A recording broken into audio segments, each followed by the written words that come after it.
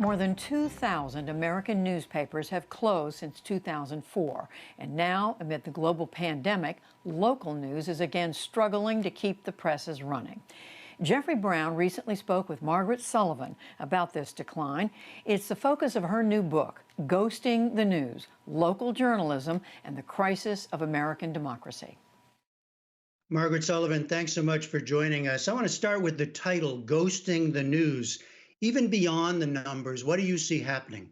Well, we have a very serious situation with the local news ecosystem in the United States, in which local news in many communities is either withering or dying out altogether. News deserts are springing up, and in some cases, newspapers, which have been very stalwart in their communities for many years, have become just ghosts or specters of what they once were. And citizens are not being well served in those communities by local news outlets anymore. Your concern goes even further than that, and that gets to the subtitle, The Crisis of American Democracy. So what's the link between the loss of local news and the loss of a larger ideal nationally? You know, in order to function as citizens in our society and in our democracy, we need to have kind of a common basis of facts. We don't have to agree about those facts or what to do about them, but we need to kind of all be functioning from the same set of, the same set of facts.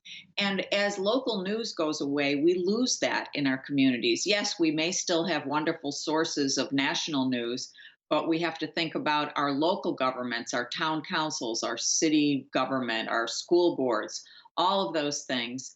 And as that dwindles, citizens become less politically engaged.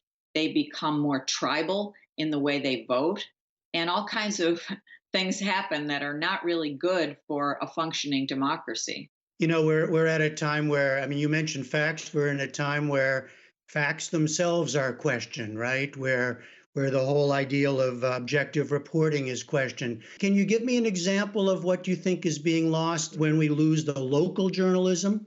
Yes, I mean, in some ways it's challenging to describe it because when we don't have reporting taking place, it's that expression, you don't know what you don't know.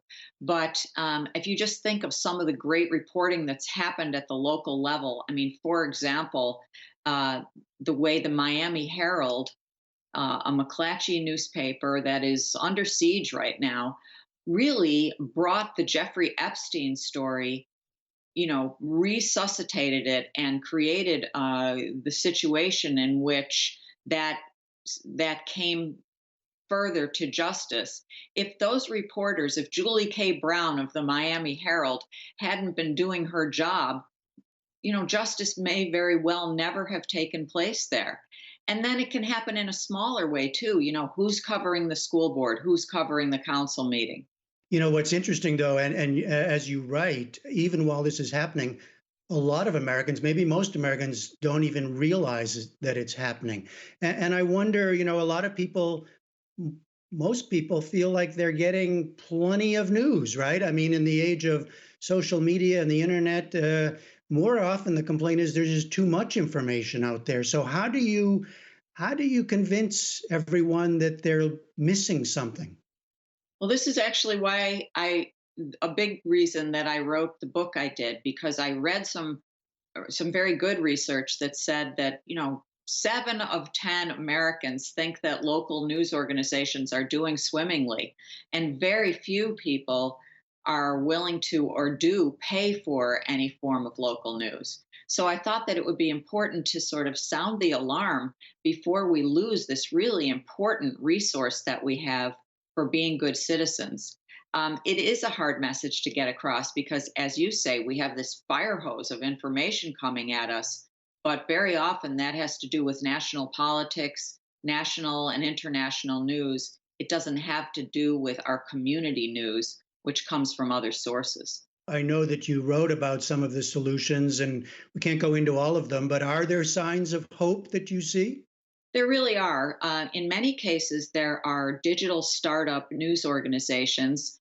I mean, you think of the Texas Tribune in Austin, and there are many of them around the country that have been that are really a new model. They're not newspapers, they're maybe nonprofits or digital sites that are really doing good work. And they're based not on advertising generally, but on membership, philanthropy, events, running events. They are really important. I don't think that they fully take the place of newspapers. And I think we need to do both. We need to shore up and support newspapers while also supporting these new measures that are going to take us into the future. All right. The book is Ghosting the News. Margaret Sullivan, thank you very much. Thank you very much for having me.